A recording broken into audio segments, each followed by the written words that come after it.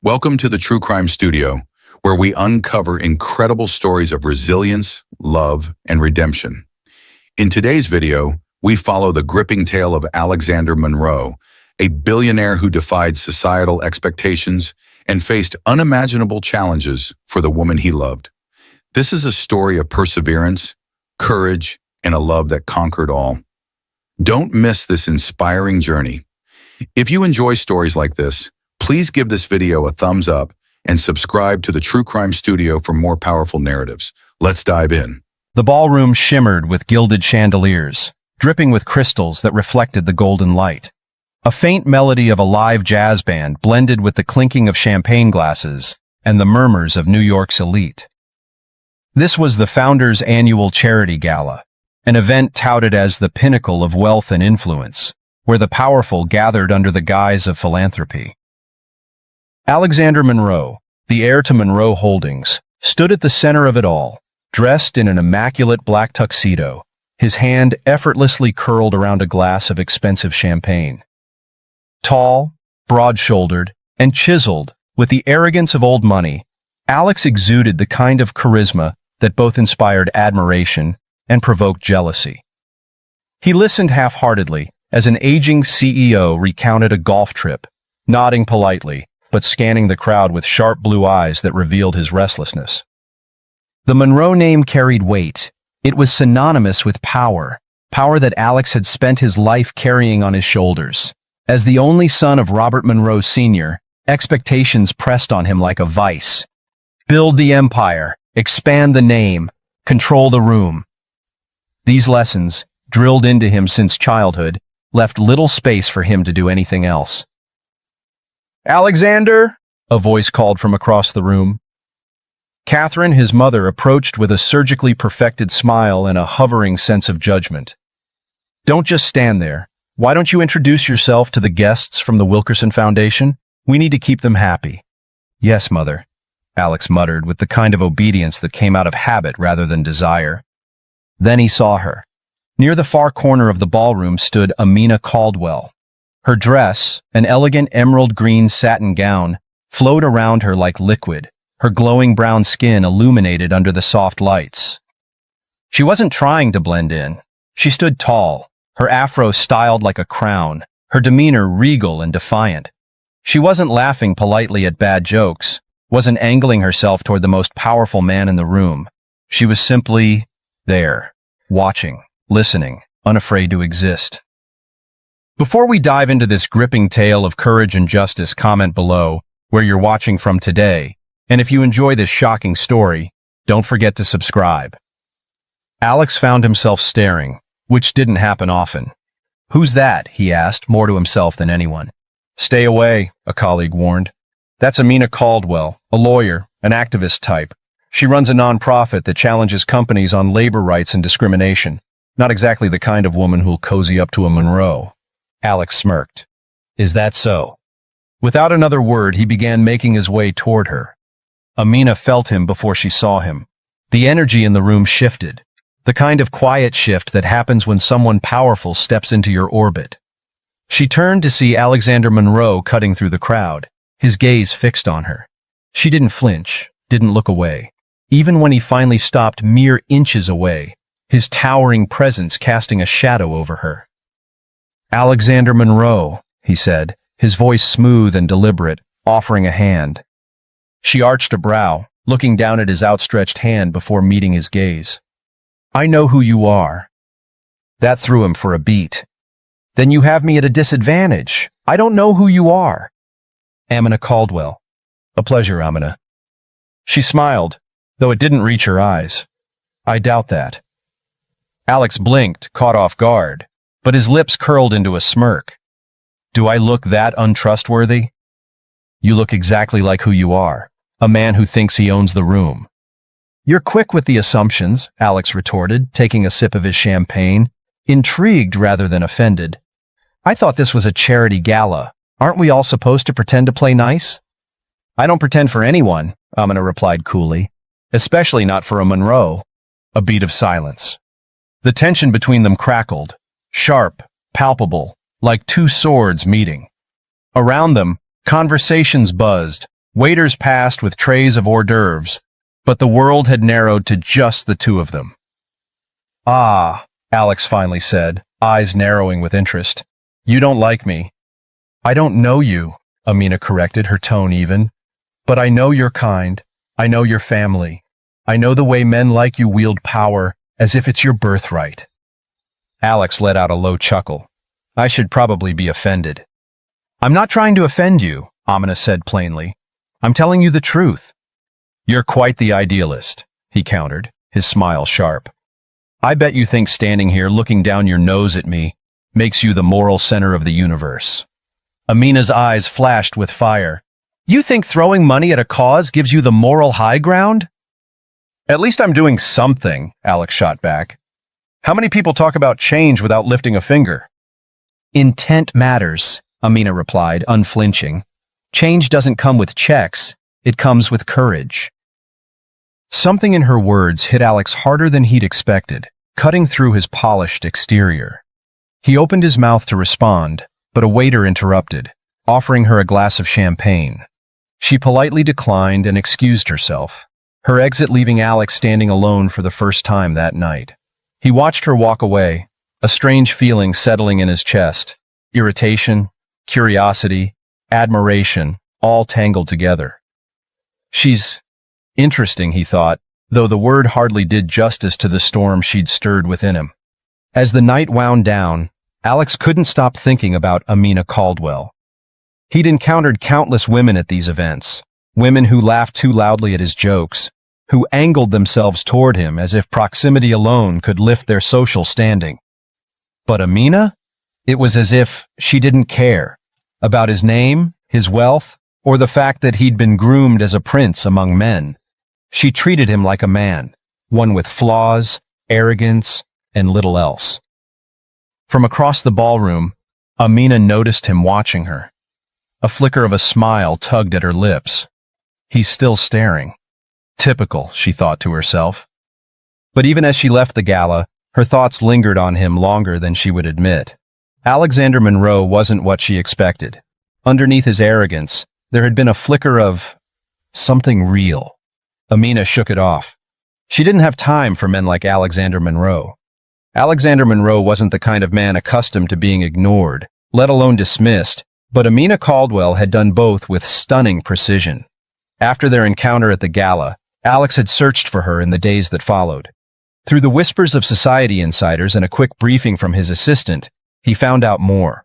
Amina was a Harvard-educated civil rights lawyer, the founder of a nonprofit dedicated to labor reform, and a woman who had made enemies in all the right circles. He'd expected her to be impressed when he called her office for lunch. Instead, he was met with a response that left him flustered and oddly amused. "Mr. Monroe, my schedule is booked solid, and even if it weren't, I'd still say no." So he called again, and again. The first time Amina agreed to meet him, she set the terms. 1 hour, in public. "And don't think you're buying my time, split the bill, Monroe." They met at a boutique coffee shop in Brooklyn, a far cry from the penthouses and marble floors Alex was used to. He arrived 5 minutes early, uncomfortable in his custom-tailored suit. When Amina walked in, casual in jeans, a leather jacket, and minimal makeup, Alex nearly forgot how to form words. She looked at him, took in the suit and the faintly confused expression, and smirked. "Didn't realize you owned clothes that weren't tuxedos." "I dress for the occasion," Alex quipped, recovering quickly. "But I see you're comfortable." "Always," Amina replied, settling into the seat opposite him. They ordered, black coffee for her, some fancy-sounding latte for him. "What is it you want, Alex?" she asked, cutting to the chase. He leaned back, studying her. "I want to know more about you. Is that so hard to believe?" "Yes," Amina replied without hesitation. "Men like you don't chase women like me without an angle. I'm not interested in being a headline." "Then don't read the papers." "That's cute," she said dryly, stirring her coffee. "You think this is a game, but you and I come from two very different worlds. I fight against the very systems that make your family powerful." "I'm not my family," Alex said softly. Amina raised an eyebrow. "That's convenient to say." For a moment, Alex was quiet, caught between her gaze and the hard truth of her words. "You're right," he admitted. "My family's empire isn't clean. It's built on privilege, on systems that were unfair before I was even born. But that doesn't mean I can't change things." She considered him carefully, folding her arms. "Why do you care what I think?" "Because you're the first person to see through all this," Alex gestured at himself, "and not be impressed." Her lips twitched into a smile despite herself. "You don't know me, Alex." "No, but I'd like to." The 1 hour stretched into 3. They debated everything from politics to philanthropy to the ridiculous price of designer handbags. Alex listened more than he spoke, another rarity, and found himself both challenged and fascinated. Amina, for her part, saw glimpses of something unexpected in him. Vulnerability, hidden beneath layers of polish. A man questioning his place in the world he'd inherited. When they left the cafe, Amina turned to him and stared. "You're stubborn, Monroe, I'll give you that." "And you're impossible, Caldwell," he replied with a grin. "But I'll see you again." She rolled her eyes. "Don't count on it." But Alex did. Over the following weeks, their paths intertwined.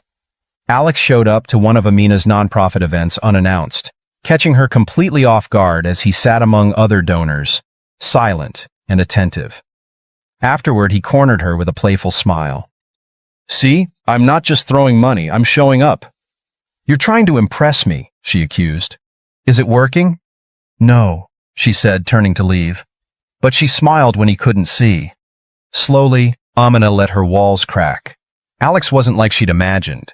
He didn't just speak about change. He began asking questions about it. He used his wealth to quietly fund causes that mattered to her, without asking for credit. He listened when she vented about corporate greed and systemic injustice. And he made her laugh, something she hadn't realized she missed. One night after attending a legal forum together, Alex drove her home.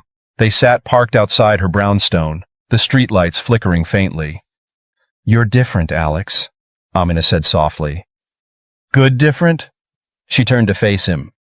"Complicated different." He smiled, reaching for her hand. "I can live with that."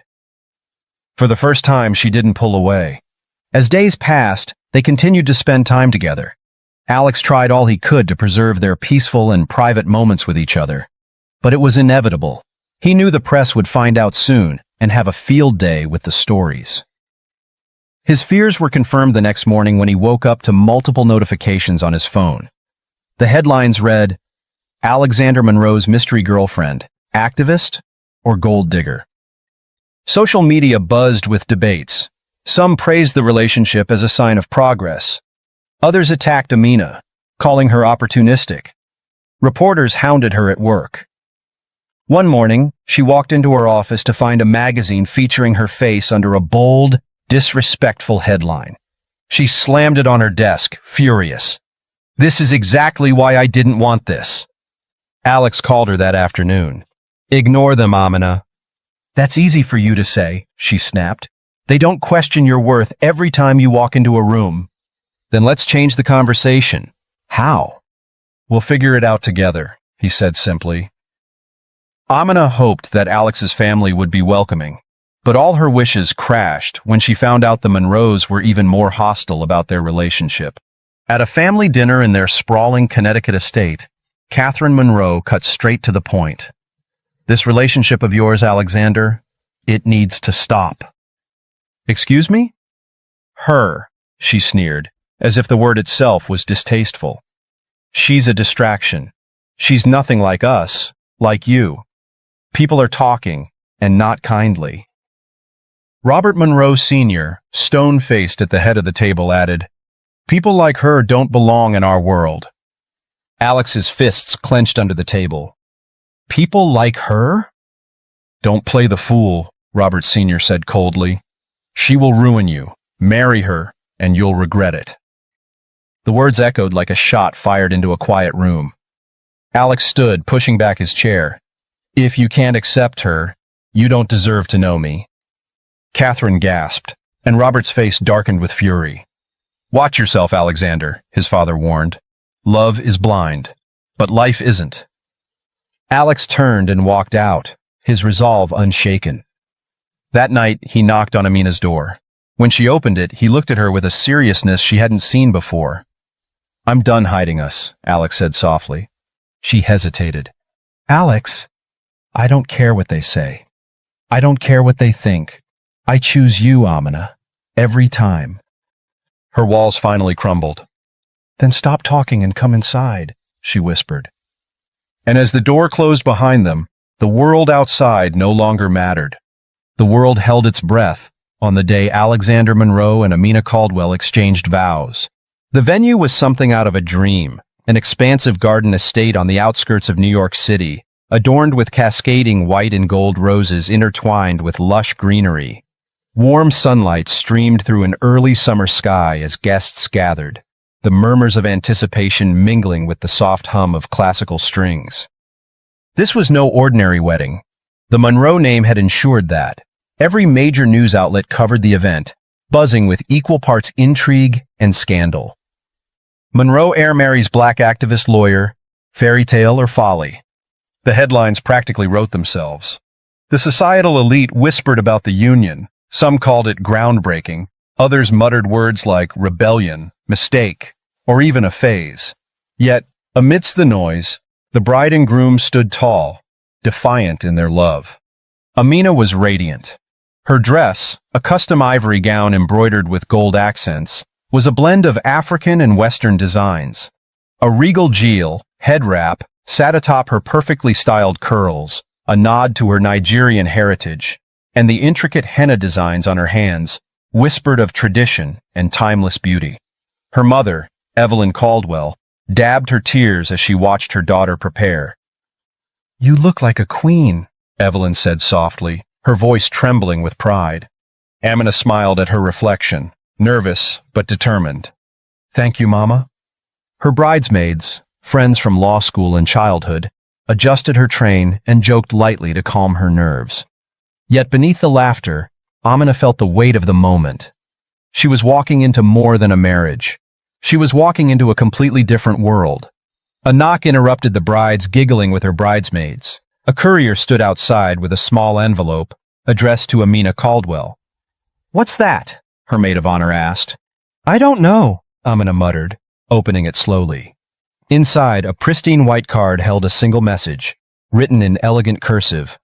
"Walk away now, for both your sakes. This marriage won't survive." There was no signature, but Amina knew. Catherine Monroe. A chill ran through her, but she folded the card calmly and tucked it into her purse. She wouldn't give them the satisfaction of being scared or angry on her big day. Meanwhile, Alex prepared in silence.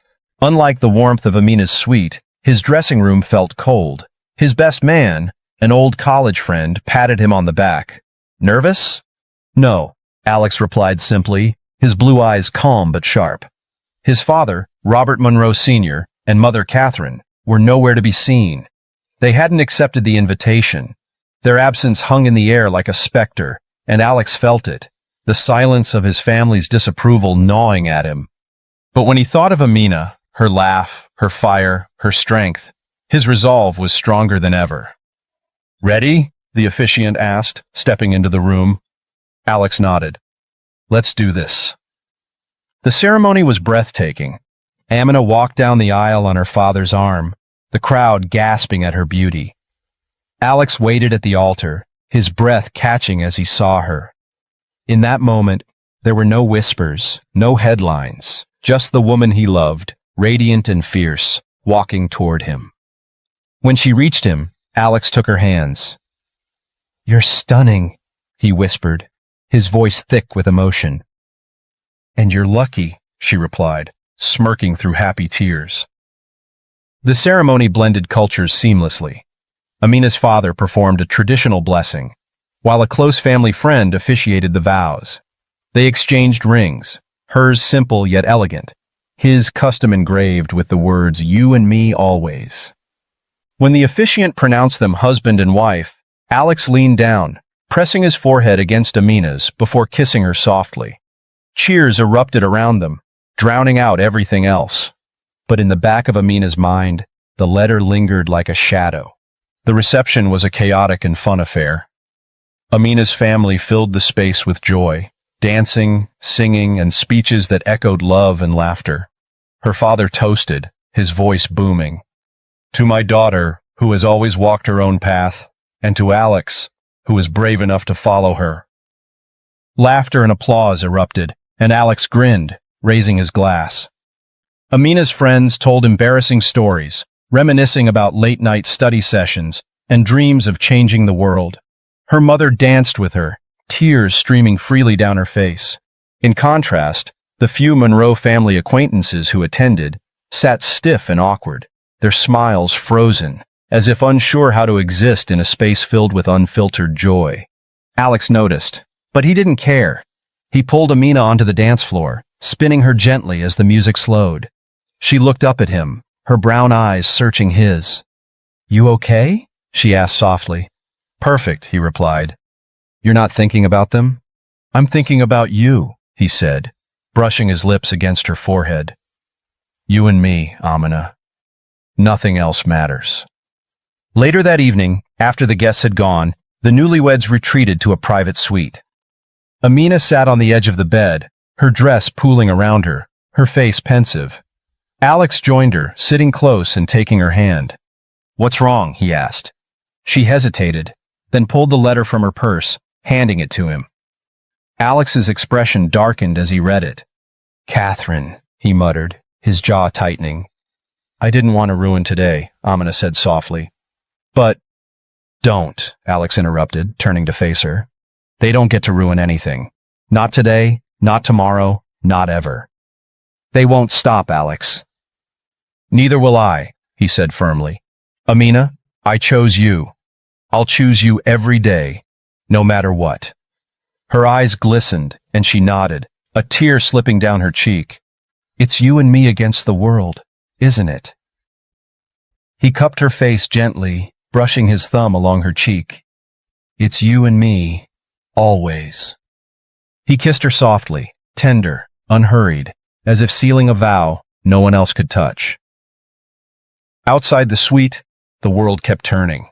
The whispers grew louder. The Monroes couldn't believe Alex had defied the and everything they stood for. In the darkness of the Monroe estate, Catherine sat by a fireplace, her lips pursed in a thin line. "He actually did it, Robert. He went and married that black girl that's below his station. She must have turned him against us," Catherine spiraled. Robert Sr. sipped his whiskey, his expression stony and calm. "He'll come crawling back," Robert muttered. "When it falls apart, he'll have no choice." Catherine stared into the flames. "And we'll be waiting." The years had not been easy, but they had been theirs. For Alexander and Amina Monroe, love had been a shield, a fortress against the world that seemed determined to break them. After their wedding, Alex did what no Monroe before him had dared. He walked away from the family empire.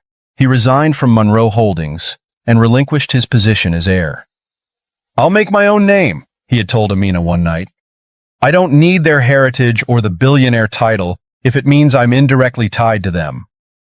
Alex poured his energy into building his own investment firm from scratch. Amina, now a rising star in the world of civil rights law, threw herself into her work, taking on high-profile cases that challenged corrupt corporations and fought for the marginalized. Together, they became a power couple of a different kind, modern, purposeful, and deeply in love. But outside their bubble, the Monroes seethed. They had not expected the marriage to have lasted a year, and this was Alex and Amina's 5th anniversary. The Monroe family didn't forgive easily, and they certainly didn't forget. Catherine and Robert Monroe Sr. made their displeasure known quietly but ruthlessly. Under their influence, old business allies distanced themselves from Alex. Contracts vanished overnight. Banks rescinded loans. Whispers spread like wildfire. Alex Monroe's business is a sinking ship. The wife's poor cousins and family history, dragging him down. The media, ever eager for scandal, fueled the narrative. Headlines slashed at their reputations like knives. The price of love, Alex Monroe's downfall.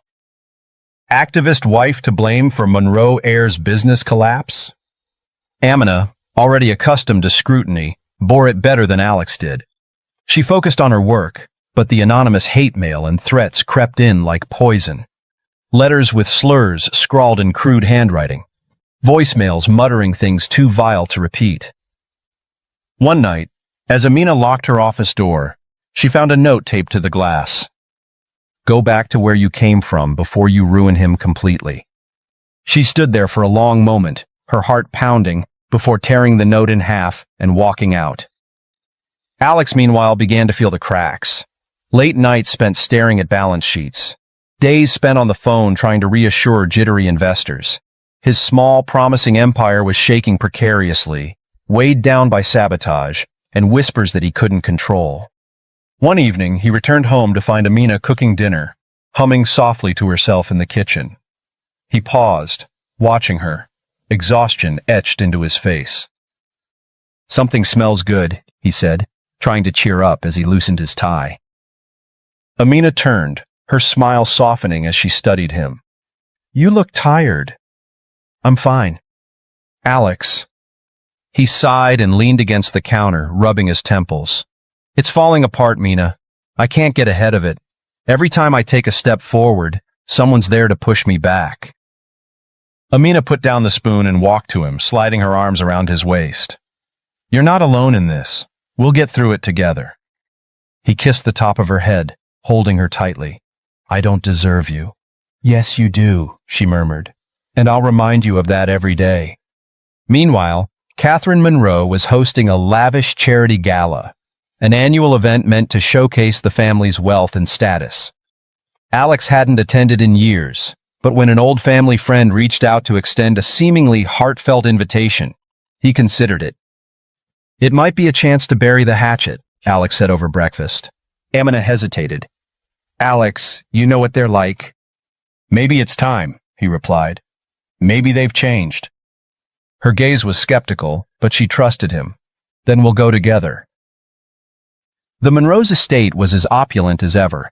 Grand marble pillars, glittering chandeliers, and walls lined with generations of portraits. But beneath the grandeur lay something cold and calculating. When Amina entered the ballroom on Alex's arm, the room seemed to freeze for half a second. The air thickened with whispers, judgmental eyes turning toward her. She held her head high, her gown a deep royal blue that made her look every inch a queen. Alex squeezed her hand reassuringly as they moved through the crowd, but Catherine Monroe, draped in an icy silver gown, had been waiting. "Well, look who finally decided to grace us with his presence," Catherine said loudly, her voice dripping with false warmth as Alex and Amina approached. And Amina. Always, everywhere. "Hello, Catherine," Amina replied coolly. Catherine's smile faltered at the calm confidence in Amina's tone, but she didn't stop. "You know, it's a shame, Alexander. You had so much potential. It must be difficult for you, watching everything you built crumble." Alex's expression darkened. "What are you talking about?" "Oh, darling, the whole city knows. Monroe in name only, isn't that what they say now? All because you let yourself get distracted." The words hung in the air like smoke. Conversations stilled around them, guests straining to hear. Amina stiffened, her fingers digging into Alex's hand. Catherine's gaze shifted pointedly to Amina. "It's just sad to see how far you've fallen. Some women build men up. Others, well," she shrugged delicately, "they ruin them." A hush settled over the room. Amina started to turn away, her composure flawless, but Alex exploded. "Stop it, mother!" His voice rang out, sharp and furious. The room froze. Catherine blinked, feigning innocence. "Alexander, there's no need to cause a scene. You think this is about her?" Alex's voice shook with anger, his fists clenched at his sides. "You hate her because she's everything you're not. Brave, kind, and honest. She's done more good in 1 year than you have in your entire life." "Careful, son," came Robert Sr.'s voice from nearby, low and threatening. "You're embarrassing yourself." "No, you're embarrassing yourselves," Alex snapped. His face was red with fury, his voice echoing across the hall. "You're so consumed with your money and your name that you can't see past your own arrogance. I love her. She's not the problem. You are. Robert's voice turned cold, almost mocking. And what has that love cost you, Alexander? Your business? Your pride? Marry a woman like that, and you'll lose everything. I told you before, life isn't blind. Alex glared at his father, his voice steady despite the tremor of rage. You're wrong. Life is blind. Blind to color, to status, to privilege. What matters is love, and you wouldn't know it if it stood in front of you. Come on, Mina, Alex muttered, taking Amina's hand and walking away. The crowd parted for them like water. Amina's face was calm, but her eyes glistened with unshed tears as they stepped out into the cool night air. In the car ride home, Alex stared straight ahead, his voice quiet. I'm done with them. Amina reached for his hand. He turned to look at her, the fire in his eyes replaced with something softer. I'm sorry you had to go through that. I knew what I was walking into, she said gently, but I also know we're stronger than this. He nodded, squeezing her hand. We'll be fine. We'll rebuild everything they took. Together, they drove into the night, leaving the Monroes and their legacy of cruelty behind. It began quietly, as all great betrayals do.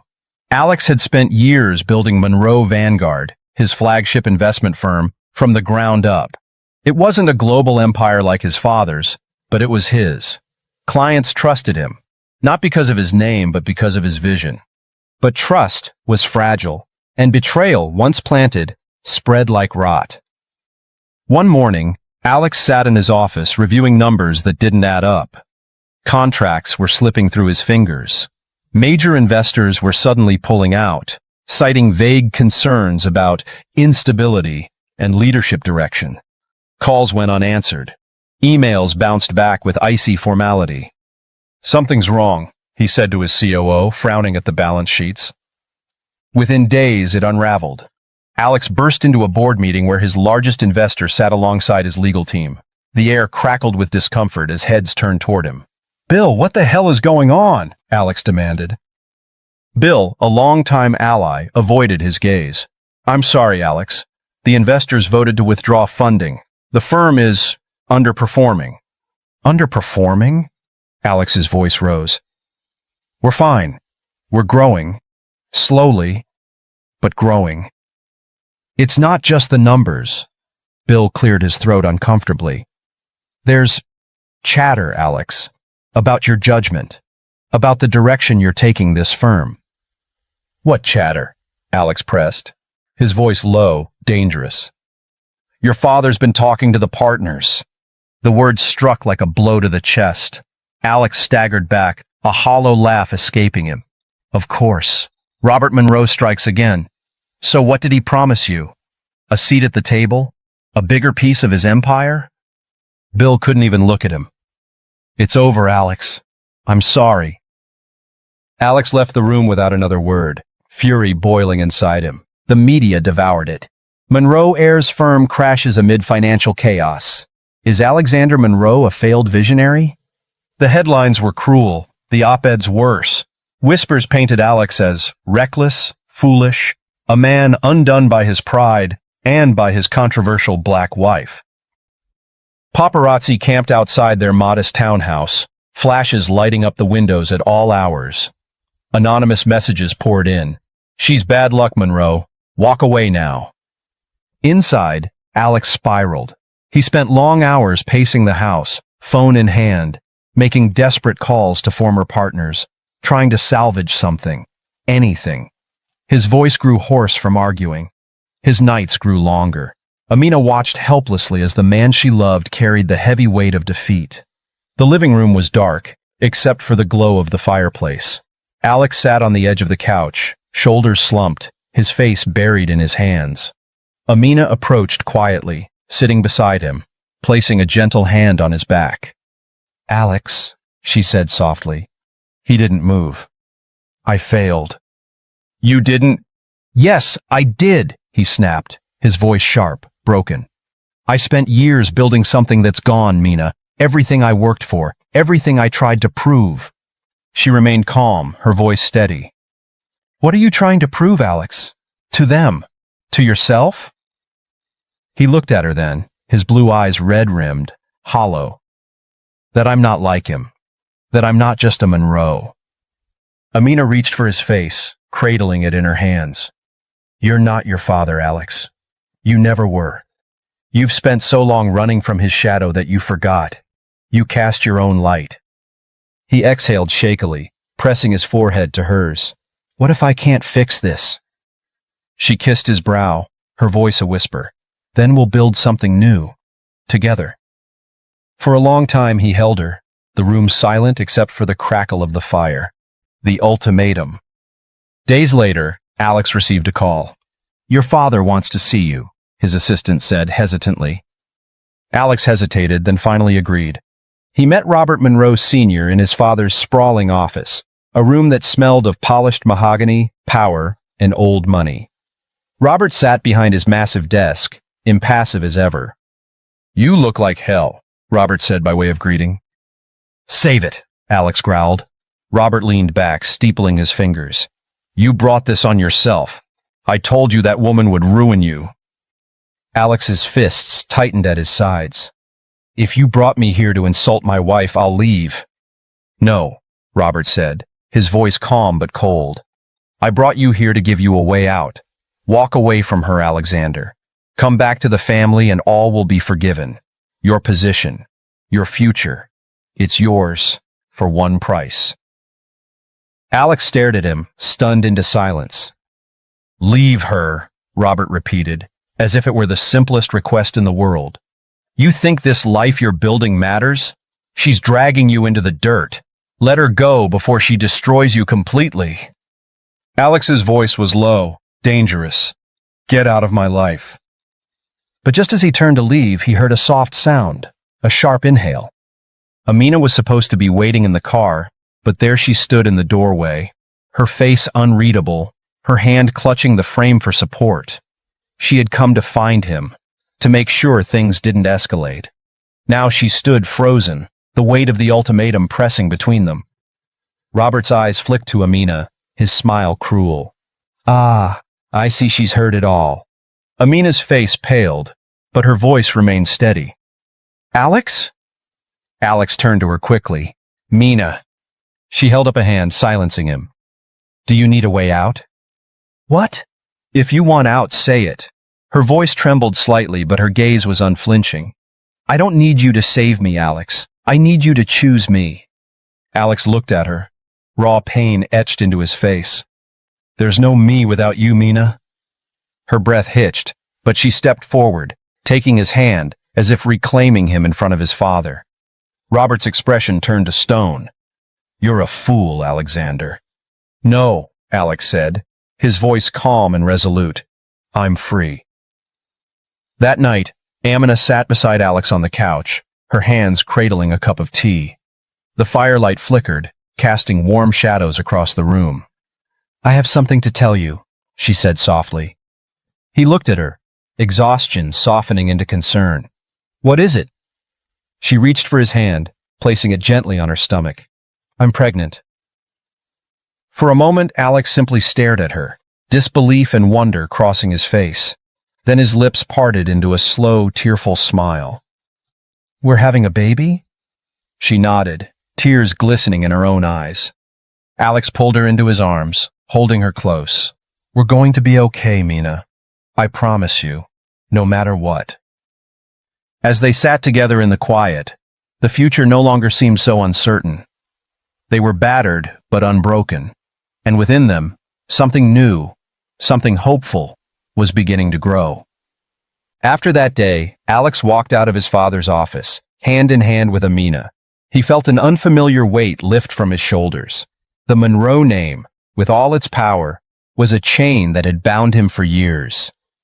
Now, it was gone. The media continued their feeding frenzy, painting him as the prodigal son who had thrown away his billion-dollar inheritance for love. But in Alex and Amina's home, there was no sense of loss, only determination. We start over, Alex told Amina one morning over coffee. He looked worn but alive, the fire back in his eyes. She arched an eyebrow, cradling her mug. Start what? Something new, something that doesn't carry the Monroe name. He leaned forward, his voice low and intense. You've been telling me about the work your nonprofit does, how corporations fail the people they're supposed to serve. What if we built a company that didn't fail them? An investment group, but one with principles, one that gives back. Amina smiled slowly, pride flickering across her face. You're talking about ethical investing. Yes. He ran his hands through his hair, energized. We don't chase numbers or just line pockets. We invest in communities, small businesses, clean energy, labor reforms, real progress. She studied him carefully, then nodded. Then let's do it. The early days were brutal. They rented an office. Alex reached out to old friends, former contacts, anyone who might listen. Most doors slammed in his face. The Monroe name still carried weight, but now it was a stain he couldn't scrub off. Good luck, Alex, an old investor told him coldly. No one's going to trust the man who walked away from a fortune. When Alex came home defeated, Amina held him together. You don't need their trust, she said firmly. You'll earn it from people who matter, people who believe in change. Her unwavering support became his anchor. And while Alex worked on the new firm, Amina continued to fight battles in court. Even through her pregnancy, she took on cases that challenged giants. Your wife is relentless, Alex's new business partner Marcus told him one evening as they strategized over spreadsheets. She's the strongest person I know, Alex replied with a proud smile. They called the company Vanguard Partners, a nod to bold visionaries leading from the front. It started small. Investments in local businesses struggling to find their footing, funding for startups led by women and minorities, and partnerships with nonprofit initiatives. The first year was hard. Money was tight, but every small victory was theirs. An immigrant-owned bakery in Brooklyn saw record sales thanks to Vanguard's help. A small tech startup focused on clean energy got the seed funding it needed. Word spread. Slowly, trust came. At a ribbon-cutting event for a new community center Vanguard funded, Alex stood at the podium. He looked at the smiling faces.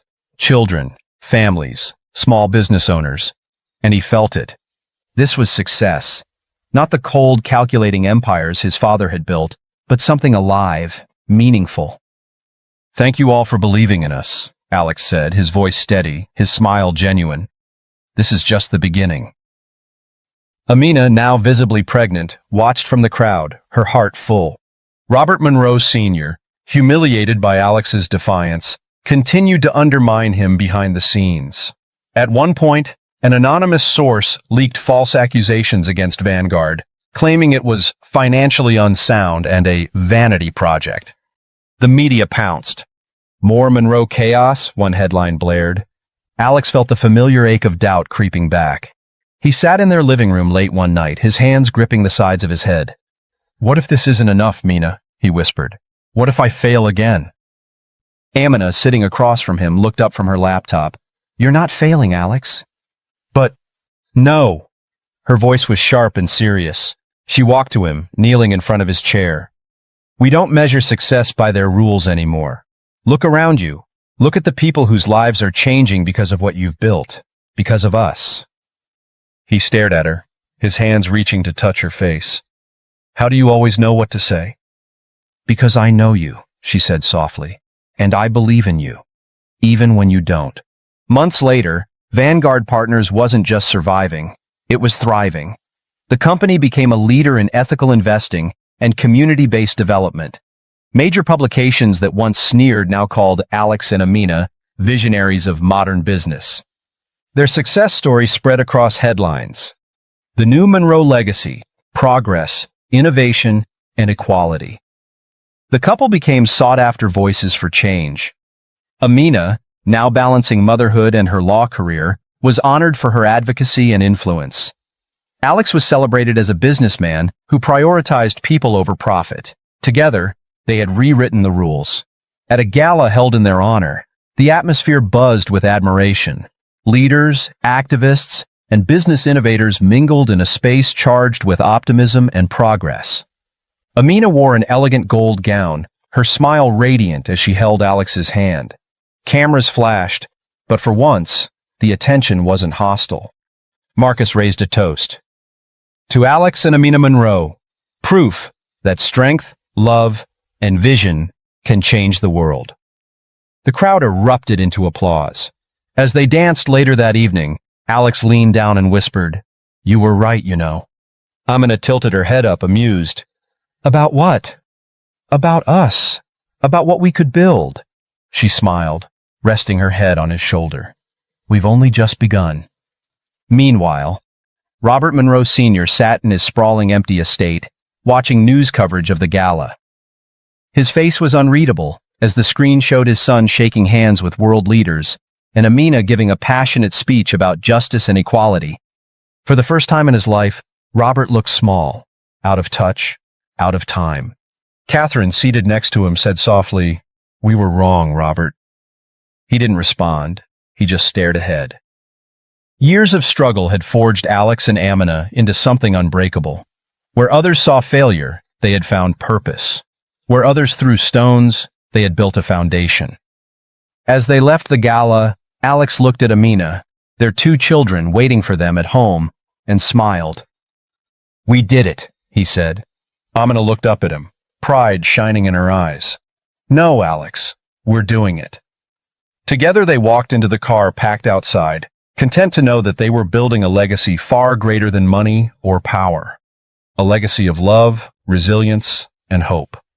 For decades, Robert Monroe Sr. had built the Monroe name into an unquestioned and unchallenged force. Monroe Holdings owned buildings that scraped the skies, companies that powered industries, and alliances that shaped entire economies. But in Robert's relentless pursuit of power, he had planted the seeds of his own destruction. It began with whispers, small tremors that no one noticed at first. Monroe Holdings faced accusations of fraud and unethical business practices.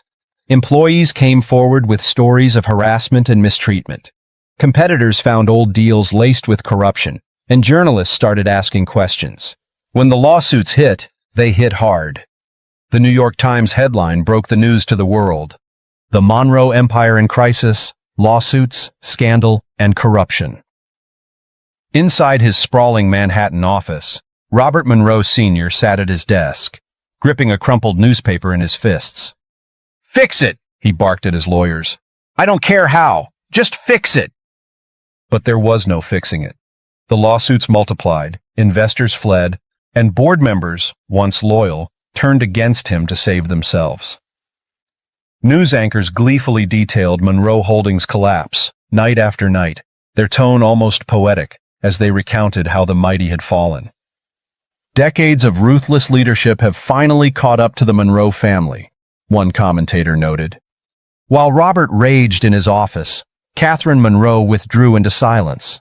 She stopped attending society events, her name no longer welcomed in the circles she once ruled.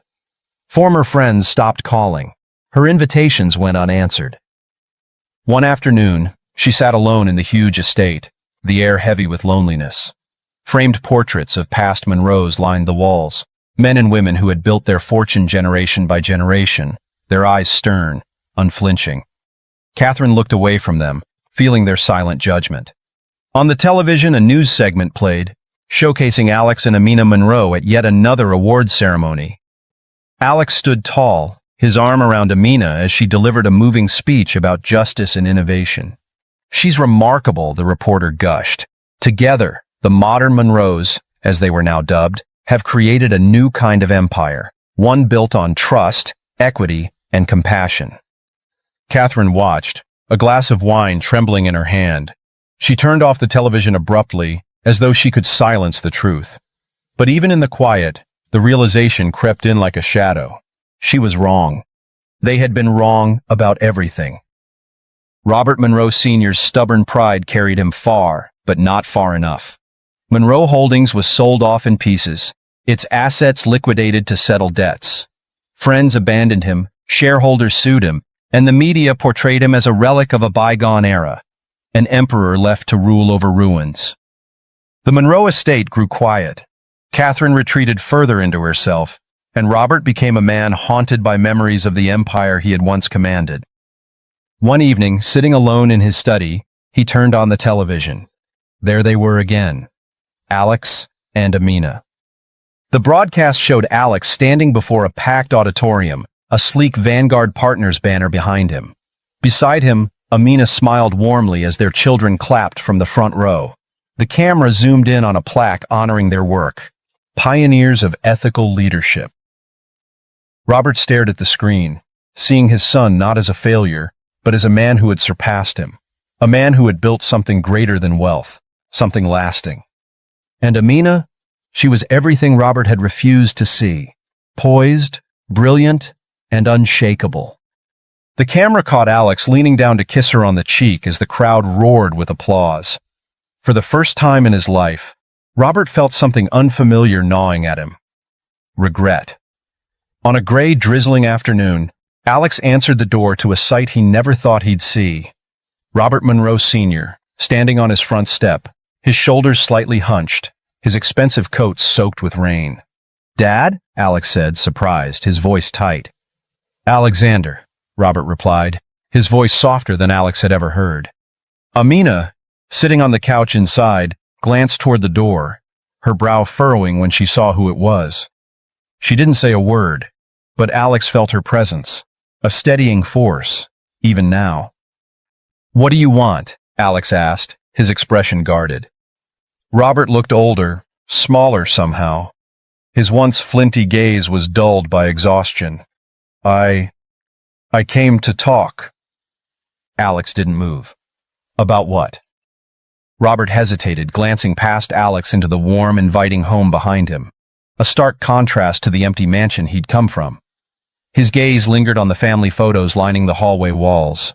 Amina and Alex smiling with their children, their life full of joy and purpose. "You were right," Robert said finally. "I was wrong about her, about everything." Alex's face remained impassive, though a storm brewed behind his eyes. Robert cleared his throat, as though forcing the words out physically pained him. "She's the best thing that ever happened to you. I see that now." Silence hung between them, heavy and brittle. Alex's jaw tightened. "You don't get to say that now." "Son, please." Alex shook his head slowly. "You had every chance to be part of this life, to see her for who she is, to see us for what we are. You chose not to. And now that everything you built is gone, you want what's left of me?" Robert flinched, his shoulders sagging. I made mistakes." "You made choices," Alex corrected sharply, "and you have to live with them." For a moment, neither man moved. Robert seemed smaller than ever, just a tired old man standing in the rain. Finally, Alex stepped back and, with a quiet finality, shut the door. Amina watched as Alex walked back into the living room, his face unreadable. He sat beside her on the couch, silent for a moment, staring at the fire crackling in the hearth. "Are you okay?" Amina asked softly. Alex nodded slowly, reaching for her hand. "He regrets it." "Do you?" Alex turned to her, his gaze softening. "Never." She smiled, squeezing his hand. "Good." Robert Monroe Sr. returned to his empty estate, the echo of Alex's words ringing in his ears. Catherine sat in her favorite chair by the window, staring blankly at the gray skies outside. "They didn't need us," she said quietly, "and we lost them anyway." Robert sat heavily in his chair, staring at the flames in the fireplace. He said nothing. From their home, surrounded by love and laughter, Alex and Amina watched their children play. Their empire was not built on greed or control, but on compassion, progress, and love. "Do you think they'll ever understand?" Alex asked quietly, watching the rain fall outside. "Maybe," Amina replied, "but it doesn't matter. We know who we are."